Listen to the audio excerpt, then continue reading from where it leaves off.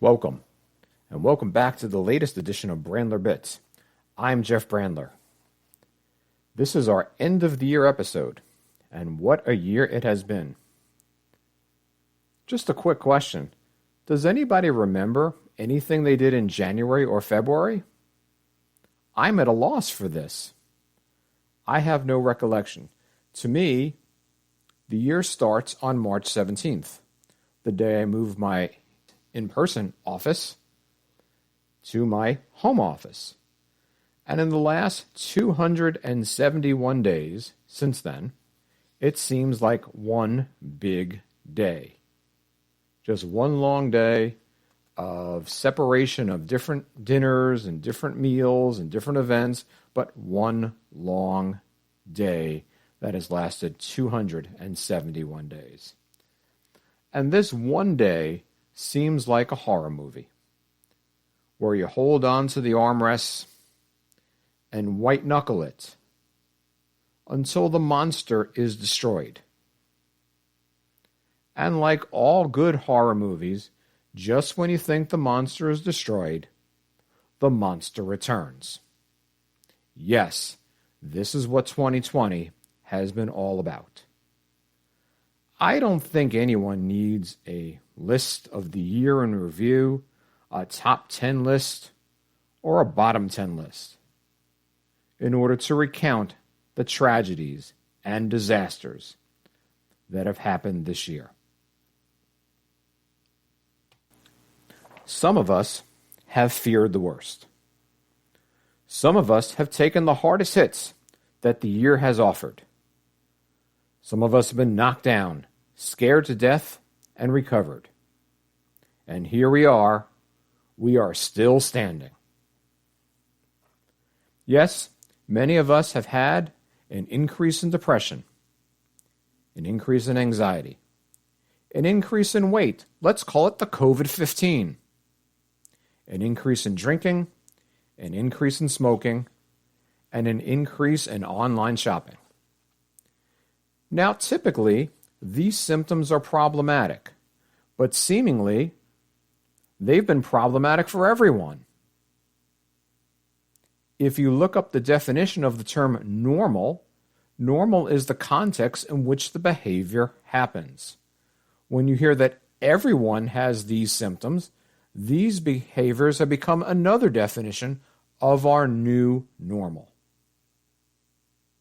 These behaviors are not great in the long term, and they need to be changed. The question is when to change them.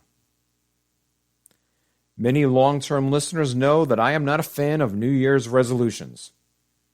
If you have a minute or two, check out last year's ending episode entitled Irresolution, if you want to know more.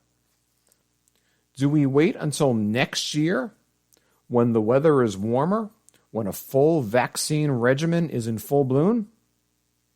No. These behaviors will be far worse and harder to fix. I say we take a page from the people who stop smoking. They decide on a quit date, and they circle that on the calendar. And between then and now, they get themselves into good shape in order to stop.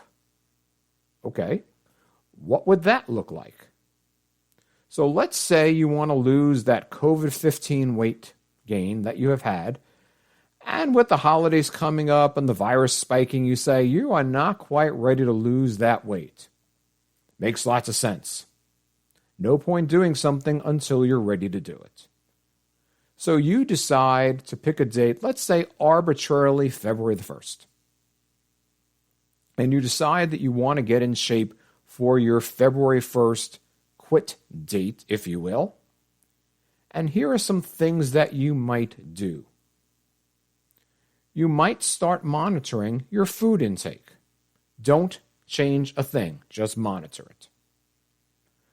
Examine what you eat, when you eat it, how much do you eat at one single serving? When are you triggered to eat more? Do you go on eating binges, or you just graze all day?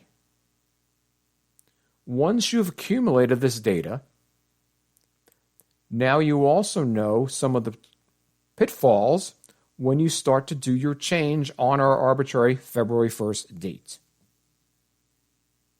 Now you're ready to go.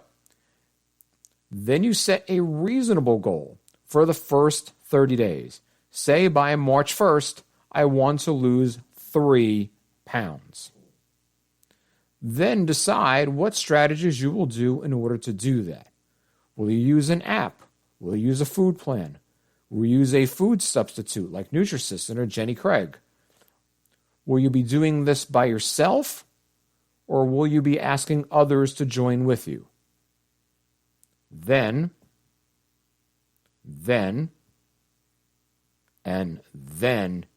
you do the most important step. You commit. You commit to your date and you tell the world, yes, literally the world.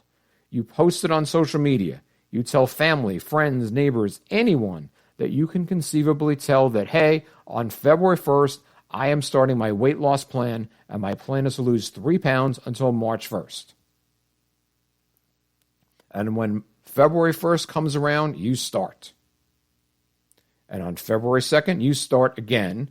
And on February 3rd, you start again, each and every single day, because each day is a new day. The past days don't matter. Each day is a new day. It's the no failure plan. You keep starting each and every day. You messed up, it doesn't matter. You keep going forward. Throughout your 30 days, between February 1st and March 1st, you monitor your plan. Then you fine-tune it, and you figure out the best way for you to do this. Not for me, not for anyone else, for you to do this. And you do this plan each and every day. Maybe you find a mantra. Maybe you find a song, perhaps a song lyric, an inspirational post that you can regularly reinforce your success. Something regular that gives you hope or courage or whatever you need to do to stay the course. Each and every day, each and every meal. And on March 1st, you review that goal. And you say, okay, I'm down 3 pounds. Let's set another goal for April 1st. And you do the same thing and you keep repeating. And that's how we're going to do this. Any other behaviors that need to be changed, you can use this very same model. The strategies are exactly the same, be it smoking, be it shopping, drinking. Do it each and every day, each and every opportunity. So as the year comes to a close and we head towards 2021, do something important. Make the changes. Feel better. Losing 15 pounds now will be a lot easier than losing 30 pounds later. Remember, change is something that everyone can do. It is an equal opportunity process. Change is possible.